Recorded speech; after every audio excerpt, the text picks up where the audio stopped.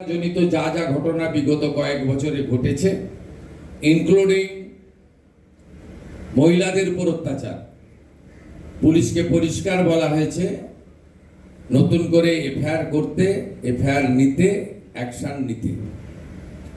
এবং বিশেষভাবে বাংলাদেশ বর্ডারে বিএসএফ এর কাছে পাঠানোর যে আইন কালকে কার্যকর হয়েছে, গতকাল পশ্চিমবঙ্গে পুলিশ কমিশনারকে এবং আরপিএফ কে ডাইরেক্টলি বলে দেওয়া হয়েছে হাওড়া স্টেশন থেকে সিএ এর আওতায় পড়েন না এমন বাংলাদেশি অবৈধ অনুপ্রবেশকারী ধরা পড়লে কোর্টে পাঠাবেন না, তাকে ভালো করে খাওয়া দাওয়া করিয়ে সোজা বনগাঁ পেট্রোপল সীমান্তে নইলে বসিরহাটে বিওপির কাছে পৌঁছে দেওয়ার ব্যবস্থা করতে, সিও মতে পাঠাতে হবে।